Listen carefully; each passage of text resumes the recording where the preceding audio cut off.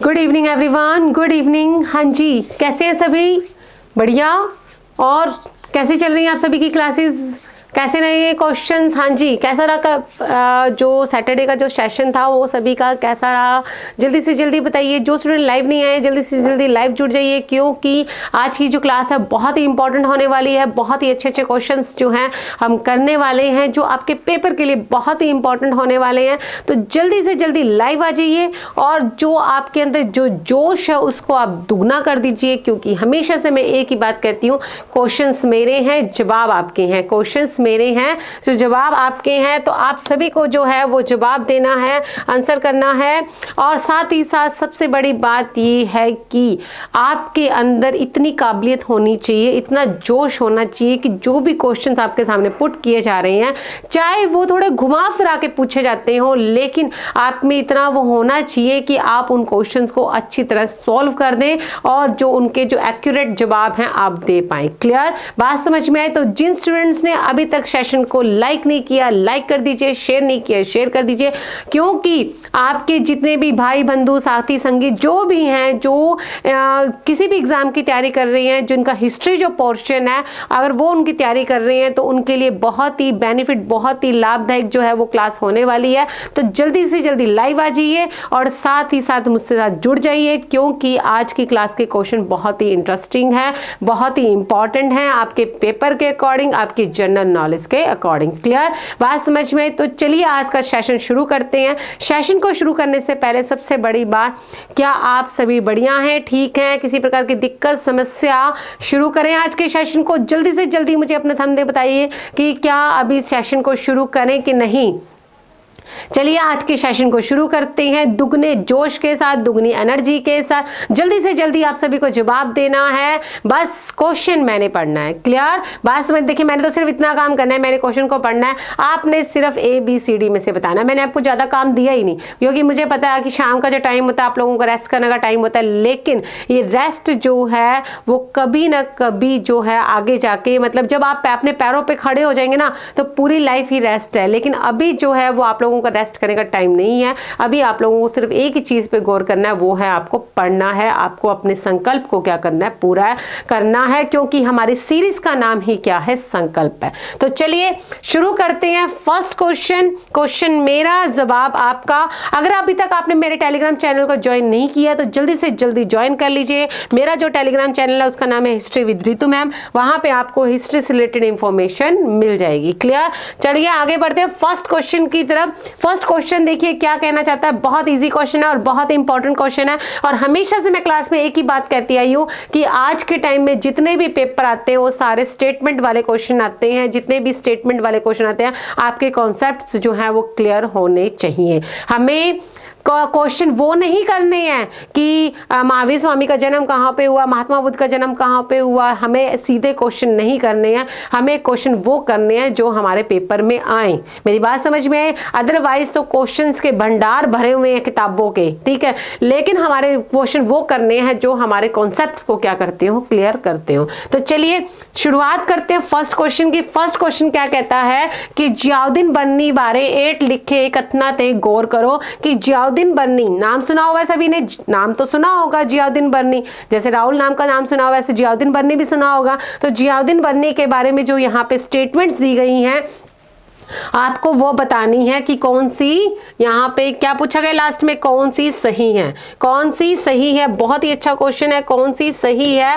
तो आप लोग सबसे पहले बात तो इस पे नोट कर लेना कि क्या पूछा गया, सही पूछी गई है। तो फर्स्ट स्टेटमेंट देखिए कि उसका जन्म गोलकुंडा में हुआ था, उसका जन्म गोलकुंडा विच होया सी। क्या ये स्टेटमेंट सही है? क्या जियाउद्दीन बन्नी का जन्म गोलकुंडा में हुआ था? इसको हम अभी तक पेंडिंग छोड़ देते हैं। सेकंड स्टेटमेंट क्या कहते हैं, मोहम्मद बिन तुगलक का समकालीन था, वो है मोहम्मद बिन तुगलक द समकालीन था। ये स्टेटमेंट सही है कि नहीं है? बिल्कुल सही है, क्योंकि जियाउद्दीन बन्नी मोहम्मद बिन तुगलक का एक फ्रेंड था, उसका एक बहुत अच्छा बेस्ट फ्रेंड कह सकते हैं।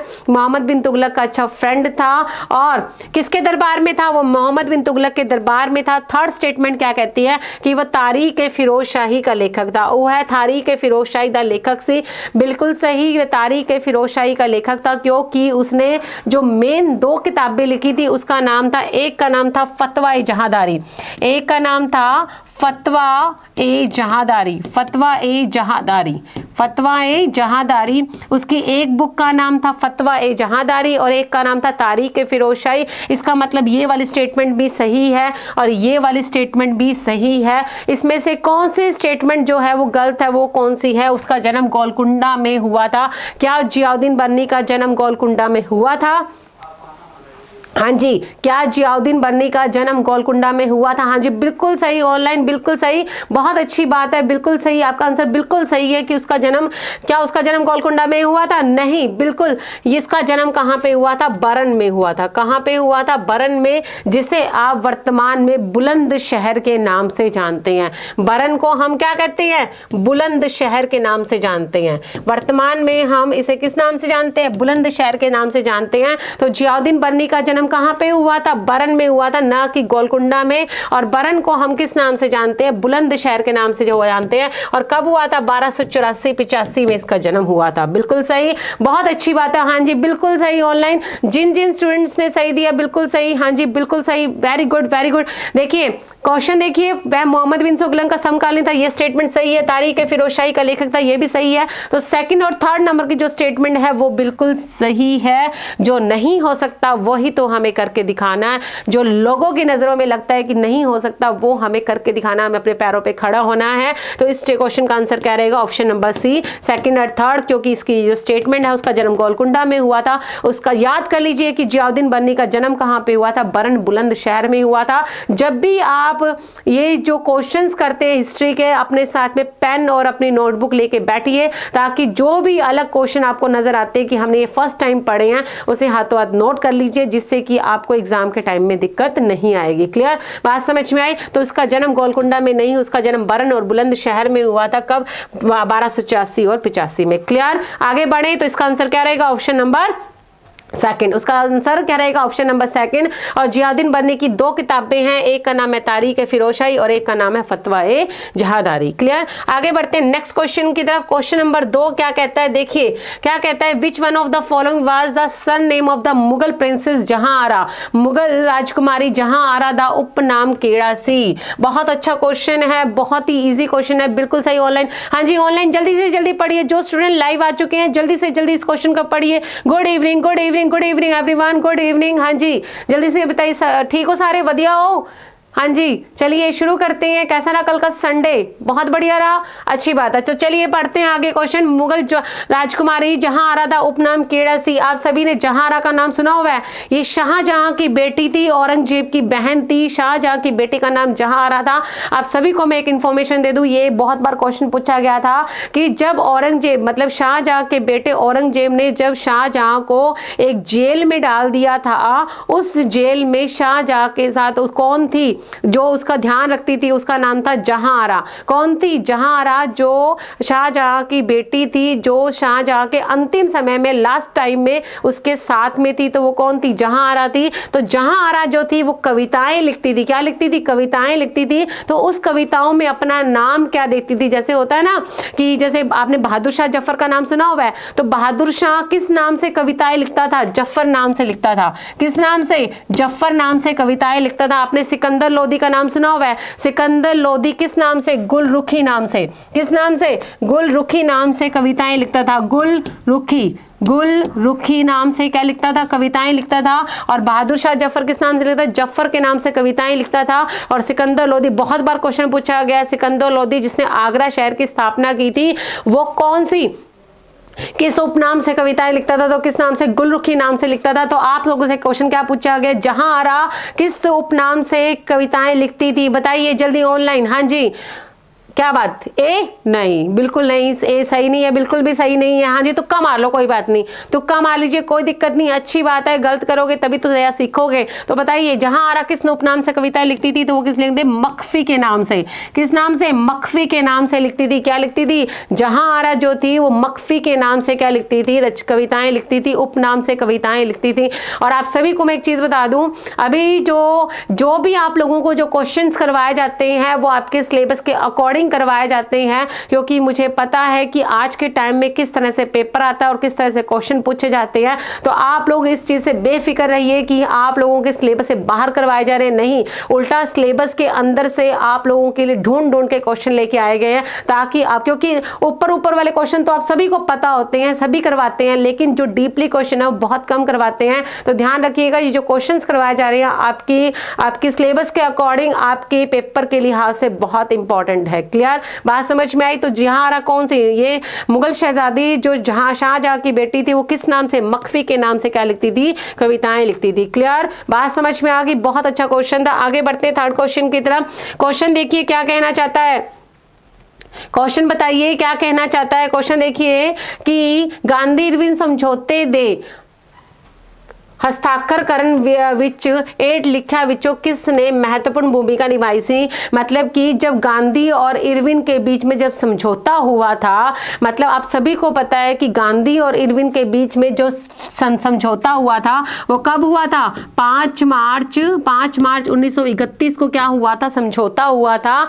लेकिन आप सभी को पता है ना कि ये किस सिचुएशन में हुआ था, क्योंकि उस टाइम पे सविनय अवज्ञा आंदोलन चल रहा था, सिविल डिसअपॉइंटमेंट मूवमेंट चल रहा था। तो रैमजे मैकनॉल जो इंग्लैंड का प्रधानमंत्री था, वो इरविन को बार बार मैसेज किया जा रहा था कि जाकर किसी भी तरह से सविनय अवज्ञा आंदोलन को रोको, गांधी को रोको, किसी भी तरह से रोको, अगर तुम इसे नहीं रोकते तो मैं तुम्हें अपनी पोस्ट से हटा दूंगा। तो इरविन ने क्या किया था, जो भारतीय नेता थे, कौन कौन से बताइए, इसमें कौन कौन से आएंगे, जयकर और तेज बहादुर सप्रू, जयकर और तेज बहादुर सप्रू से रिक्वेस्ट की कि जाकर गांधी जी को रोको। तो इन दोनों ने मिलकर गांधी जी से बात की थी कि गांधी जी, इरविन आपके साथ बात करने को तैयार है, आप जाके इरविन से बात कीजिए। तो इन दोनों के कोशिशों से ही गांधी इरविन समझौता हुआ था। इन दोनों ने ही कहा था कि गांधी जी इरविन से क्या कर लीजिए, समझौता कर लीजिए। तो बहुत अच्छा क्वेश्चन है कि गांधी इरविन, हम सभी को पता है कि 5 मार्च 1931 को गांधी और इरविन के बीच में समझौता हुआ था,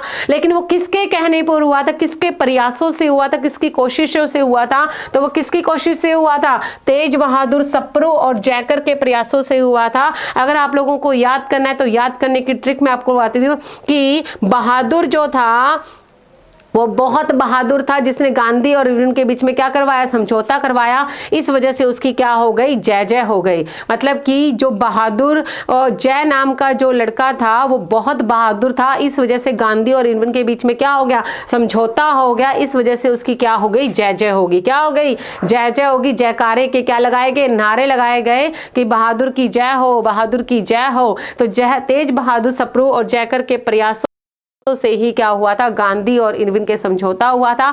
कब हुआ था, 5 मार्च 1931 को।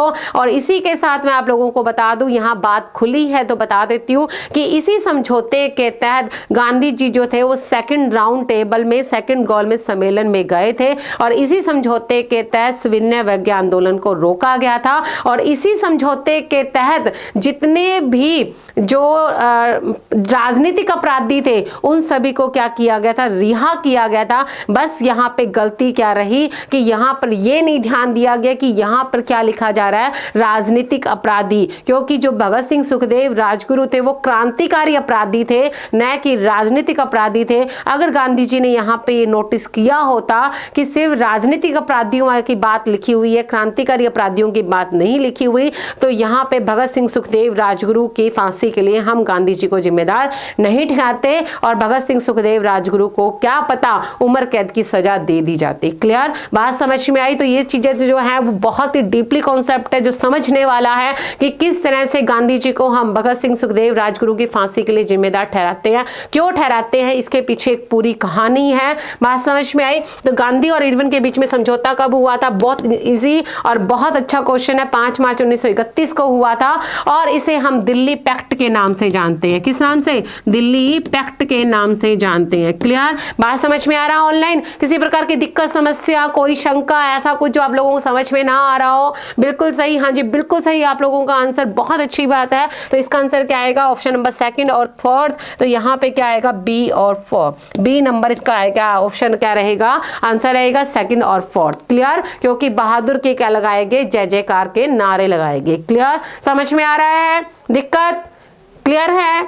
बहुत अच्छी बात है। Good evening, good evening. हाँ जी, good evening, very good evening. आगे बढ़ते हैं नेक्स्ट क्वेश्चन की तरफ। क्वेश्चन देखिए, क्वेश्चन देखिए क्या कहना चाहता है। क्वेश्चन पढ़िए, बहुत अच्छा क्वेश्चन है कि 8 ਦਿੱਤੇ ਵਿੱਚੋਂ ਕਿਹੜਾ ਪਹਿਲੀ अंग्रेजी भाषा ਦਾ हफ्तावारी अखबार बंबई तो प्रकाशित होया सी। मतलब कि निम्नलिखित में से कौन सा एक बंबई से प्रकाशित होने वाला अंग्रेजी भाषा का पहला साप्ताहिक पत्र था। सीधा सा क्वेश्चन है कि मुंबई से प्रकाशित होने वाला पहला अंग्रेजी भाषा का पहला अंग्रेजी न्यूज़पेपर, इंग्लिश न्यूज़पेपर जो कि एक वीकली न्यूज़पेपर था, वो जो मुंबई से प्रकाशित हुआ था वो कौन सा था, क्या नाम था उसका। बहुत अच्छा क्वेश्चन है, बहुत इजी क्वेश्चन है और इंपॉर्टेंट क्वेश्चन है। जल्दी से जल्दी बताइए ऑनलाइन, मैं वेट कर रही हूं आप लोगों के क्वेश्चन के आंसर का। हाँ जी, अंग्रेजी में प्रकाशित होने वाला पहला वीकली न्यूज़पेपर कौन सा था जो मुंबई से प्रकाशित हुआ था। जल्दी से जल्दी बताइए। Good evening everyone, good evening.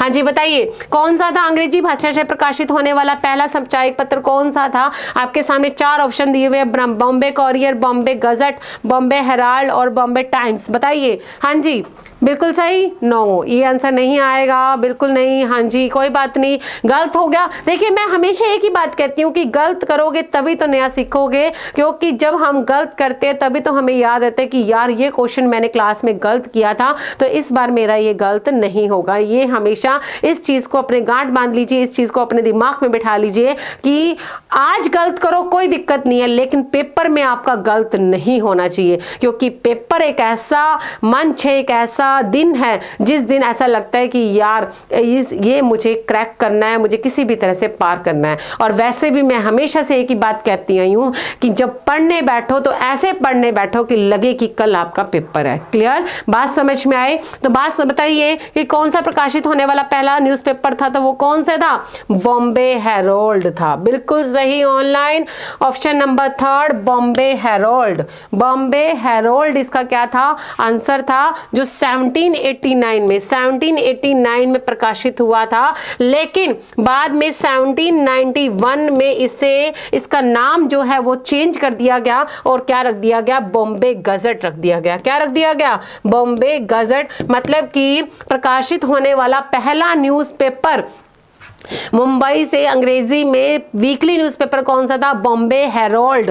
Harold जिसने क्या बता दिया, हल्ला मचा दिया, हेरोल्ड था। लेकिन बाद में इसका नाम चेंज कर करके क्या कर दिया, गजट कर दिया गया, बॉम्बे गजट कर दिया गया। क्लियर, बात समझ में आई। तो ऑप्शन क्या रहेगा, ऑप्शन नंबर 3 इसका आंसर रहेगा। अगर आपसे क्वेश्चन पूछा जाता है कि बॉम्बे हेरोल्ड को क्या नाम रखा गया, उसका क्या नाम आएगा, बॉम्बे गजट आएगा। बॉम्बे गजट के नाम से इसे बाद में जाना जाने लगा था। क्लियर, बात समझ में आ रही है ऑनलाइन, किसी प्रकार की दिक्कत, यहां तक क्लियर हो गया। आगे बढ़े नेक्स्ट क्वेश्चन की तरफ। यहां देखिए नेक्स्ट क्वेश्चन, देखिए क्या कहना चाहता है आपका क्वेश्चन, पढ़िए, बहुत अच्छा क्वेश्चन है। आप सभी को बताना है इसका आंसर कि निम्नलिखित घटनाओं पर विचार कीजिए। 8 लिखिया घटनाओं पे गौर करो। हाँ जी, आपके सामने कुछ घटनाएं दी गई हैं, आपको यहाँ पे क्रोनोलॉजी वे में सेट करनी है कि कौन सी घटना पहले कब हुई थी। आपको सीक्वेंस लगानी है कि पहले कौन सी घटना हुई थी। आपके सामने 4 ऑप्शंस दिए गए हैं, आपको बताना है कि जॉर्ज पंचम की शाही यात्रा कब हुई थी,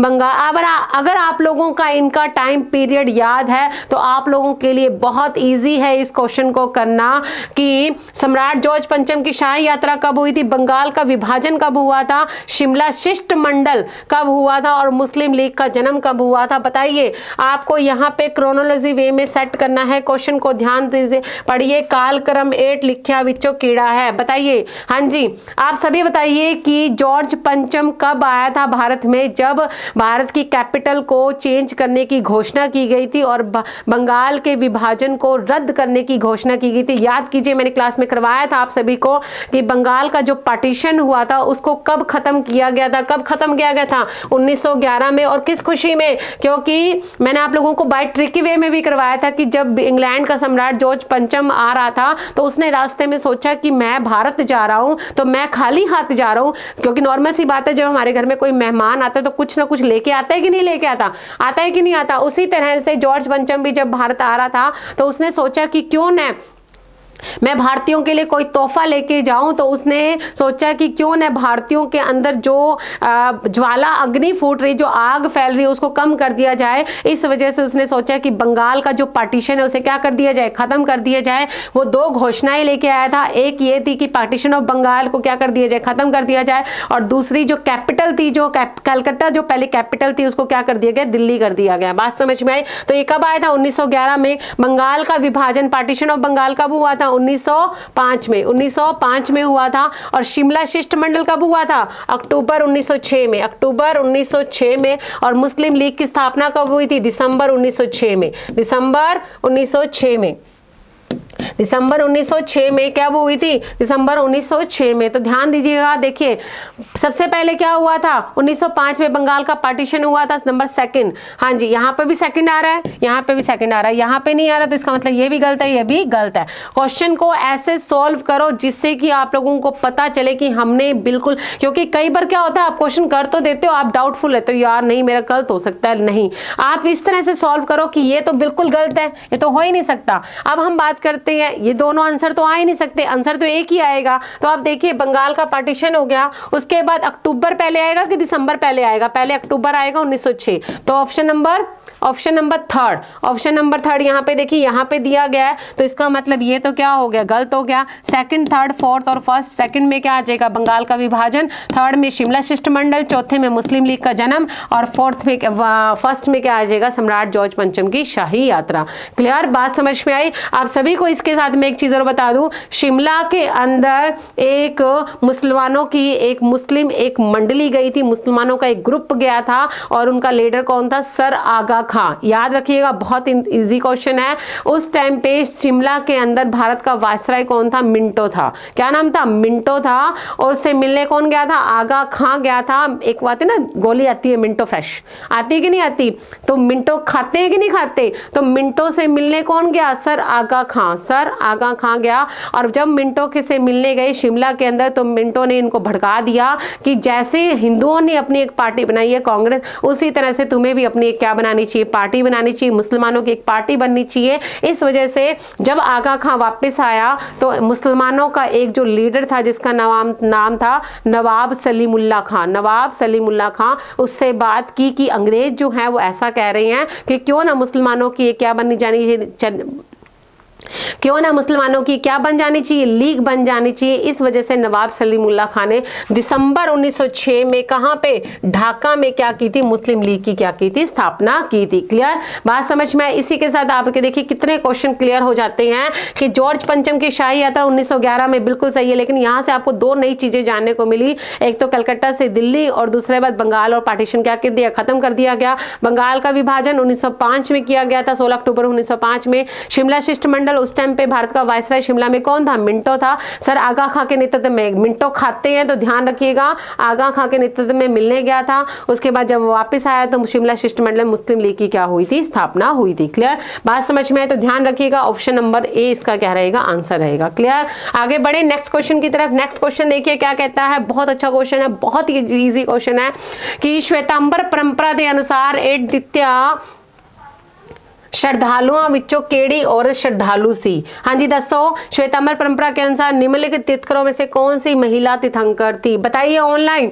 हाँ जी, जल्दी से जल्दी बताइए, जल्दी से जल्दी पढ़िए इस क्वेश्चन को और बताइए इसका आंसर क्या हो सकता है। हाँ जी बिल्कुल सही। हाँ जी नहीं, ये आंसर नहीं हो सकता। बताइए क्या हो सकता है इसका आंसर? वेरी गुड, बहुत अच्छी बात है, बहुत बढ़िया बात है कि आप लोग जो है क्वेश्चंस का जवाब दे रहे हैं, चाहे वो गलत ही सही लेकिन दे रहे हैं, ये बहुत बड़ी हिम्मत की बात है। तो बताइए इसका आंसर क्या हो सकता है कि श्वेतांबर परंपरा के अनुसार यहाँ पे जो 4 नाम दिए गए थे, इसमें से कौन सी जो लेडी थी, कौन सी श्रद्धालु थी, कौन सी महिला थी, कौन सी औरत थी, कौन सी वुमेन थी? देखिए मैंने सारी भाषाओं में बोल दिया कि कौन सी औरत थी, कौन सी महिला थी। इन चारों नामों में से कौन सी ऐसी कौन सा एक ऐसा नाम है जो एक महिला थी, एक श्रद्धालु थी? बताइए। और किसके अनुसार? श्वेतांबर परंपरा के अनुसार। बताइए। सुमितिनाथ, शांतिनाथ, मल्लीनाथ और अरिष्टनेमी।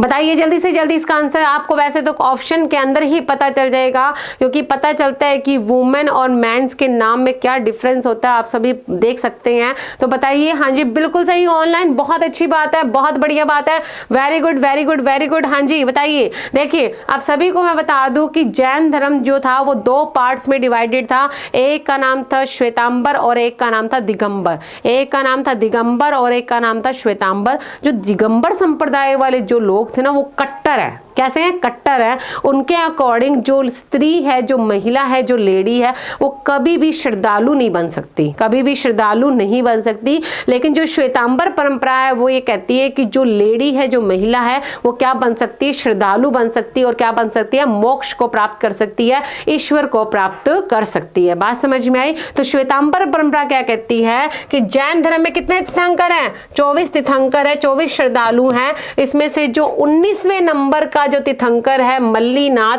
वो क्या है? एक लेडी है, एक श्रद्धालु है, एक स्त्री है, एक महिला है, जो मोक्ष को क्या कर सकती है? प्राप्त कर सकती है। मेरी बात समझ में आ रही है कि जैन धर्म 2 पार्ट्स में डिवाइड है, दिगंबर और श्वेतांबर में। दिगंबर संप्रदाय बहुत ही कट्टर है, पत्थर का लकीर है, उसके अकॉर्डिंग जैसा लिखा हुआ है, जैसा हमारे पूर्वज ने कह दिया वैसा ही होना चाहिए। लेकिन श्वेतांबर परंपरा क्या कहती है कि वक्त के अकॉर्डिंग क्या हो जाओ? चेंज हो जाओ। वक्त के नॉर्मल सी बात है, हमारे घरों में भी क्या होता है, हमारी जो दादी जी बैठे होते हैं वो क्या कहते हैं कि नहीं ऐसा होना चाहिए, और हम लोग क्या कहते हैं नहीं यार वक्त के अकॉर्डिंग चेंज होना चाहिए। तो उसी तरह से ये क्या कहते हैं कि पत्थर का लकीर, लेकिन श्वेतांबर परंपरा कहती है कि पत्थर का लकीर नहीं बनना, हमें वक्त के अकॉर्डिंग चेंज होना है। तो वो कहती है, श्वेतांबर परंपरा कहती है कि हमेशा जो लेडी है वो भी एक मोक्ष को प्राप्त कर सकती है, एक श्रद्धालु बन सकती है, ईश्वर को प्राप्त कर सकती है। क्लियर? बात समझ में आई? तो श्वेतांबर परंपरा ने क्या कहा है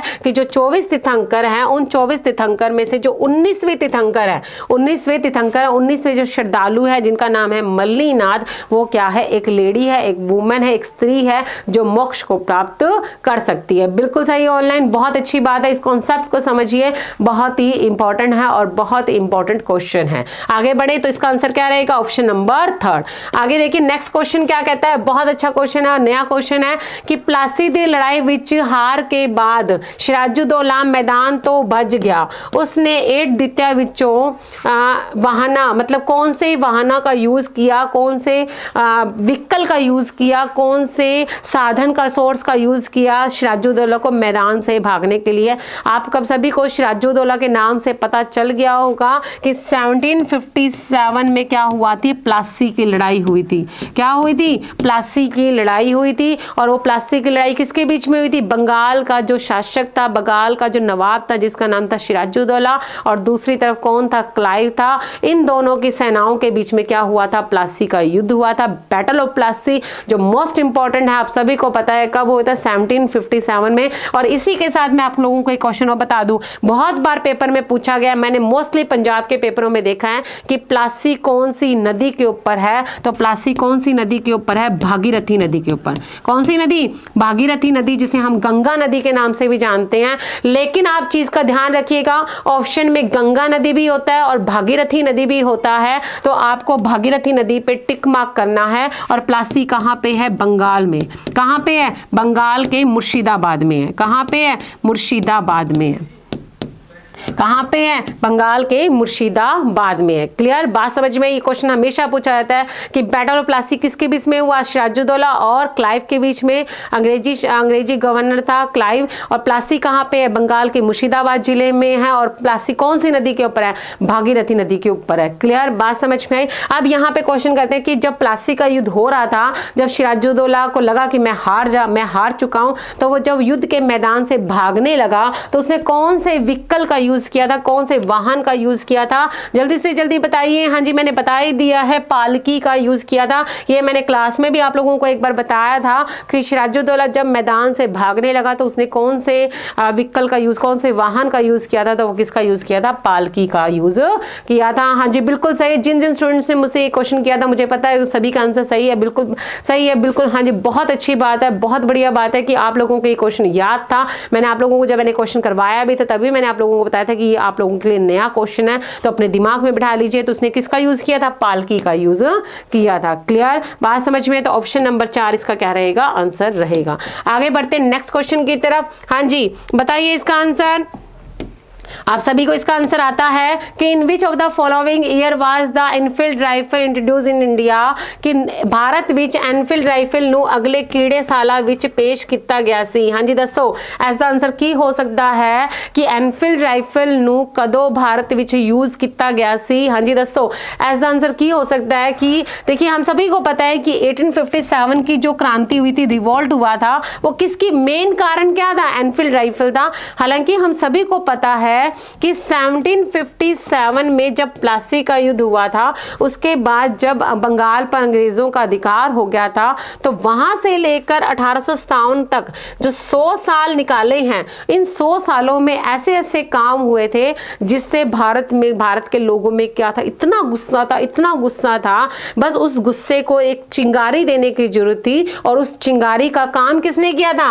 एनफील्ड राइफल ने किया था। फॉर एग्जाम्पल हम घर में भी देखते हैं, कई बार हमारे अंदर कई बार मतलब हमें कोई, मतलब मैं वैसे नॉर्मल एग्जांपल ले रही हूँ एक, कि कई बार कोई हमें इतना सुना देता है, इतना हम चुप रहते हैं, हम कहते हैं नहीं यार शांत रहना है हमें, लेकिन जब बात हद से पार हो जाती है तो हम बोलने को मजबूर हो जाते हैं। उसी तरह से 100 साल के अंदर एक ऐसा ज्वालामुखी तैयार हुआ था, और उस ज्वालामुखी को सिर्फ एक चिंगारी देने की जरूरत थी, और वो चिंगारी का काम किसने किया था? एनफील्ड राइफल ने किया था। क्योंकि भारत के अंदर जो सैनिक थे उनको पहले किस राइफल का यूज किया था? ब्राउनिंग राइफल का यूज किया जाता है, ब्राउनिंग राइफल का यूज किया जाता था। लेकिन अंग्रेजों ने सोचा कि ये जो ब्राउनिंग राइफल है उसका जो निशाना है वो बहुत दूर तक नहीं जाता, इस वजह से इन्होंने कहा कि क्यों न नई राइफल का यूज किया जाए, जिसका नाम था एनफील्ड राइफल। अब इसमें क्या था? एनफील्ड राइफल में जो ऊपर की जो टोपी लगी होती थी ना, उस टोपी के ऊपर गाय और सुअर की चर्बी लगी थी, ताकि ना जंग ना लगे। आप सभी को पता है ना कि जो गाय और सुअर के मतलब जो मांस लगाया जाता है, जो लगाया जाता है ताकि उस पर जंग ना लगे, क्योंकि एनफील्ड राइफल लोहे की थी। तो उन्होंने क्या किया? उस टोपी के नीचे क्या लगा रखा था? गाय और सुअर की चर्बी लगा रखी थी। अब उस टोपी को उतारने के लिए मुंह से उतारा जाता था। तो जब कलकत्ता की बैरकपुर छावनी में जो मंगल पांडे था ना, मतलब आपसे क्वेश्चन पे क्या पूछा गया है कि एनफील्ड राइफल को कब यूज किया गया था, कब लाया गया, तो वो कब लाया गया था? 1856 में। बहुत अच्छी बात है, बहुत सही, बिल्कुल सही, बिल्कुल आप सभी का आंसर सही है। 1856 में इसको क्या किया गया था? यूज किया गया था। एनफील्ड राइफल को मतलब कि बटालियन में, सैनिक छावनियों में कब इस्तेमाल यूज किया गया? तो कब आई थी? 1856 में। लेकिन मंगल पांडे को ये खबर कब मिली थी? 29 मार्च को। कब? 29 मार्च को ये खबर मिली कि जो कलकत्ता की बैरकपुर छावनी में जो मंगल पांडे नाम का एक सिपाही था, 29 मार्च की ये घटना है, उसको ये खबर मिली कि जो एनफील्ड राइफल है उस पर गाय और सुअर की क्या लगी हुई है? चर्बी लगी हुई है। और आप सभी को मैं बता दूं, मंगल पांडे एक तरह से कट्टर ब्राह्मण था, मतलब कि शुद्ध ब्राह्मण था। और नॉर्मल सी बात, आप सभी को पता है कि ब्राह्मण कैसे होते हैं। और वैसे भी हिंदू धर्म में गाय क्या है? हमारी माता है, और हमें कुछ नहीं आता है, ठीक है ना। मतलब हिंदू धर्म के अंदर क्या है? गाय एक प्रमुख माता थी। और जो सुअर है वो मुस्लिम धर्म में सुअर को अपवित्र माना जाता है। मतलब कि ऐसा माना जाता है कि अगर आपने कभी सुना होगा कि अगर कोई मुस्लिम सुअर शब्द यूज भी कर लेना, तो मतलब उसको इतने दिन तक खाना ऐसा लगता था कि मेरा मुंह इतना अपवित्र हो चुका है। मेरी बात समझ में आ रही है? तो ध्यान रखिएगा कि एनफील्ड राइफल को कब यूज किया गया था? 1856 में। लेकिन 29 मार्च 1857 को ये खबर फैल गई कि एनफील्ड राइफल पर गाय और सुअर की चर्बी लगी हुई है। क्लियर बात? इसी वजह से 1857 की क्रांति हो गई। क्लियर बात समझ में? तो ज्वालामुखी को चिंगारी किसने दी थी? एनफील्ड राइफल ने दी थी। एनफील्ड राइफल ने। तो इसका आंसर क्या रहेगा? Option number 4। आगे बढ़ते हैं नेक्स्ट क्वेश्चन की तरफ। हाँ जी, जो स्टूडेंट पीएसटेट की तैयारी कर रहे हैं, जिनका सरकारी नौकरी पाने का सपना है, उनके सपने को पूरा करा अरोड़ा क्लासेस का टीचिंग प्लेटफॉर्म। क्योंकि जो पीएसटेट का जो है एग्जाम की डेट आ चुकी है, आप सभी को पता है 26 मई। तो याद रखिएगा, पीएसटेट आप लोगों के लिए बहुत ही इंपॉर्टेंट है। पीएसटेट की अगर आपको मास्टर गाइडर की सीढ़ी चढ़नी है तो आपको पीएसटेट का पेपर क्लियर करना पड़ेगा। तो इस क्लियर करने में हम आपका पूरा साथ देंगे। तो जल्दी से जल्दी हमारे साथ जुड़िए, एनरोल करवाइए, रजिस्ट्रेशन करवाइए। हमारा जो ऑफिशियल नंबर है 771010104040 वहाँ पे कॉल कीजिए और अपने आप को रजिस्टर्ड करवाइए अगर आप लोग PS टेट की तैयारी करना चाहते हैं तो। क्लियर। लेकिन अगर आप लोगों को लगता है कि ये फीस में अगर थोड़ा सा घट हो जाए, मतलब थोड़ी सी कमी आ जाए, तो आप मेरा कूपन कोड यूज कर सकते हैं AC512 AC512 यूज कीजिए, आपको 1500 रुपए का डिस्काउंट मिल जाएगा और साथ ही साथ आपको इतनी अच्छी तैयारी करने का मौका मिल जाएगा। क्लियर, बात समझ में आई? तो आगे बढ़ते नेक्स्ट क्वेश्चन की तरफ। नेक्स्ट क्वेश्चन देखिए क्या कहता है, on which ship was the naval revolt of 1956 launch, कि 1946 दी जल सेना दी बगावत विच किस जहाज से चलाई गई थी। मतलब कि 1946 का जो नौसेना विद्रोह हुआ था किस पोत पर, किस जहाज पर शुरू किया गया था। आप सभी को मैं बता दूं कि ये जो बगावत हुई थी वो हुई थी 18 फरवरी 1946 को। 18 फरवरी 1946 को यह बगावत हुई थी और किस जहाज पे हुई थी। हाँ जी बताइए, क्या किसी को पता है इसका आंसर कि किस जहाज पर, किस पोत पर यह बगावत हुई थी? तो उस जहाज का नाम क्या था? INS तलवार। INS तलवार पर यह क्या हुआ थी? बगावत हुई थी।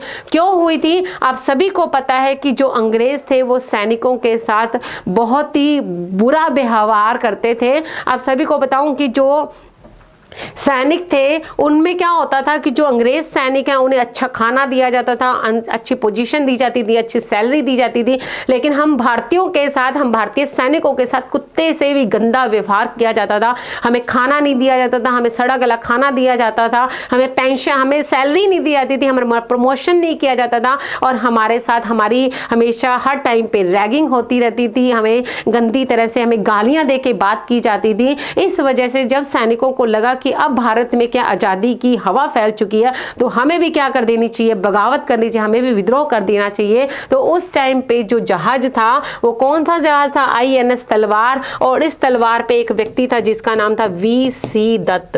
VC दत्त, इस व्यक्ति ने क्या की थी? विद्रोह की शुरुआत की थी और उसने इस तलवार नाम के जहाज पर क्या लिखा था? अंग्रेज अब तुम्हें भारत छोड़ देना चाहिए, अंग्रेजों को अब भारत छोड़ देना चाहिए। मेरी बात समझ में आ रही है? तो 18 फरवरी 1946 को ये नौसेना विद्रोह हुआ था। कौन सी जहाज पे हुआ था? तलवार नामक जहाज पे हुआ था। और किस व्यक्ति ने किया था? VC दत्त ने किया था। और इस VC दत्त ने इस पे क्या लिखा था? भारत छोड़ो। और जब अंग्रेजों ने इस जहाज को बॉम्ब से उड़ाने की खबर दी तो सरदार वल्लभ भाई पटेल को टेंशन हो गई कि भाई इतने सारे भारतीय सैनिकों को उड़ा दिया जाएगा। तो उन्होंने VC दत्त को समझाया कि किसी भी तरह से आप इस विद्रोह को खत्म कर दीजिए, हम आपका साथ देंगे, हम आपसे वादा करते हैं कि जब ये विद्रोह खत्म होगा तो आपके सारे जो आपकी जो भी मांगे हैं उसे स्वीकार कर लिया जाएगा, लेकिन आप ये विद्रोह खत्म कर दीजिए क्योंकि अंग्रेजों ने आपको मारने की पूरी प्लानिंग की है। तो इस वजह से VC दत्त ने इस योजना को, इस विद्रोह को क्या कर दिया? यहीं पर खत्म कर दिया। सरदार वल्लभ भाई पटेल ने इसमें एक महत्वपूर्ण इंपॉर्टेंट रोल निभाया था। क्लियर, बात समझ में आई? तो इसका आंसर क्या रहेगा? Option number third. Option number third. आगे बढ़ते हैं नेक्स्ट क्वेश्चन की तरफ। In which session of the Indian National Congress was the Swadeshi Darshan adopted? भारतीय राष्ट्रीय कांग्रेस के किस अधिवेशन में स्वदेशी के प्रस्ताव को अपनाया गया? इंडियन नेशनल कांग्रेस के किस सेशन में स्वदेशी मता पास किया गया? से बहुत इजी क्वेश्चन, आप सभी को पता है, बहुत बार क्लास में डिस्कस किया है। हाँ जी बताइए, जल्दी से जल्दी बताइए, ऑनलाइन जल्दी से। बहुत अच्छी बात है, नींद का समय नहीं है ये जागने का समय है। जागो, अपने मन से जागो, अपनी नींद से जागो, ताकि आपको अपनी लाइफ में कुछ बनना है। क्लियर? तो बताइए किस अधिवेशन में स्वदेशी के प्रस्ताव को अपनाया गया? तो किस अधिवेशन में? 1906 के कांग्रेस के कलकत्ता अधिवेशन में। 1905 में जो कांग्रेस का बनारस अधिवेशन हुआ था उसमें सिर्फ बात की गई थी, लेकिन ये मता पास किस में किया गया था? 1906 के कांग्रेस के कलकत्ता अधिवेशन में, जिसकी अध्यक्षता किसने की थी? दादा भाई नौरोजी ने। दादा भाई नौरोजी ने किसने की थी? दादा भाई नौरोजी ने इस कांग्रेस के कलकत्ता अधिवेशन की अध्यक्षता की, जिसमें स्वदेशी के प्रस्ताव को अपनाया गया था। आप सभी को मैं एक चीज बता दूं, स्वदेशी स्वराज, स्वदेशी स्वराज, मैं क्लास में बहुत बार रिपीट करती हूँ कि स्वदेशी स्वराज शब्द का यूज सबसे पहले किसने किया था? स्वामी दयानंद सरस्वती ने। किसने किया था? स्वामी दयानंद सरस्वती। स्वदेशी स्वराज शब्द का यूज सबसे पहले किसने किया था? स्वामी दयानंद सरस्वती ने। लेकिन नारे के रूप में यूज किसने किया था? बाल गंगाधर तिलक ने, कि स्वराज मेरा जन्म सिद्ध अधिकार है, मैं इसे लेकर रहूंगा। तो ये यूज किसने किया था? बाल गंगाधर तिलक ने। लेकिन कांग्रेस के मंच पर सबसे पहले यूज किसने किया था? दादा भाई नौरोजी ने। मेरी बात समझ में आई? वर्ड एक है, कहते हैं ना एक सेब एक अनार 100 बीमार, उसी तरह से शब्द एक ही है, स्वदेशी स्वराज, लेकिन यूज करने वाले 3 हैं। सबसे पहले यूज किसने किया था? स्वामी दयानंद सरस्वती ने। नारे के रूप में बाल गंगाधर तिलक ने, स्वदेशी मेरा जन्म सिद्ध अधिकार है, मैं इसे लेकर रहूंगा। और स्वदेशी शब्द का प्रयोग कांग्रेस के रंगमंच पर किसने किया था? दादा भाई नौरोजी ने। क्लियर? बात समझ में आए? तो इसका आंसर क्या रहेगा? Option number 4। आगे बढ़ते हैं। इसी के साथ आप सभी को बता दूं कि जो बच्चे प्रोफेसर बनना चाहते हैं, लेक्चरर बनना चाहते हैं, जिनका सपना है कॉलेज में पढ़ाने का, और जो आगे जाके गवर्नमेंट जॉब, गवर्नमेंट लेक्चरर की तैयारी करने चाहते हैं, जिनको पहली सीढ़ी जैसे मास्टर गाइडर की तैयारी करनी है तो आपको पीएस टेट क्लियर करना पड़ेगा, उसी तरह से अगर आपको गवर्नमेंट लेक्चरर बनना है तो आपको यूजीसी नेट पेपर का क्लियर करना पड़ेगा। इसमें आपका साथ देने के लिए आ रही है आपकी मैम रितु अग्रवाल। अगर आप हिस्ट्री की तैयारी कर रहे हैं तो ये बहुत अच्छा मौका है यूजीसी नेट की तैयारी करने का। अगर आप इसमें एनरोल करवाते हैं, क्योंकि ये सारा रिकॉर्डिंग बैच होगा, लेकिन अगर आप इसमें एनरोल करवाते हैं, इसकी जो चार्जेस रहेंगे वो 10,000 रुपये लेंगे। लेकिन अगर आप मेरा कूपन कोड AC 512 यूज करते हैं तो आपको 1500 रुपये का डिस्काउंट दिया जाएगा। क्लियर? बात समझ में आई? तो आज के लिए इतना ही, आज के सेशन में इतना ही। उम्मीद करती हूँ कि जो भी क्वेश्चंस करवाए गए वो समझ में आ गए होंगे, आपने हाथों हाथ नोट डाउन कर लिया होगा। क्योंकि हम सिर्फ क्वेश्चन का आंसर नहीं करते हैं, उस क्वेश्चन के आंसर के साथ साथ हम 10 तरह के क्वेश्चन और करते हैं, जिससे कि हमारा जो कॉन्सेप्ट है वो क्लियर हो जाए। तो सबसे पहले तो बताइए आज का सेशन कैसा लगा? जिसने अभी तक लाइक नहीं किया लाइक कर दो, शेयर नहीं किया शेयर कर दो। अगर आपने अरोड़ा क्लासेस के चैनल को सब्सक्राइब नहीं किया तो वो भी आप सब्सक्राइब कर दीजिए। साथ ही साथ स्वस्थ रहो, खुश रहो, मस्त रहो, अपनी तैयारी की तरफ ध्यान दो, अपने संकल्प को पूरा करो, अपनी मेहनत करो, क्योंकि जब उठोगे तभी मतलब जब जागोगे तभी तो सवेरा होगा। तो आज के लिए इतना ही। Thank you so much. याद रखिएगा, मेहनत करना हमारा सबसे पहला जो है वो कर्म है। तो इसी के साथ आज की क्लास को हम विराम देते हैं। शुभ रात्रि, गुड नाइट, शुभ खैर। Thank you so much.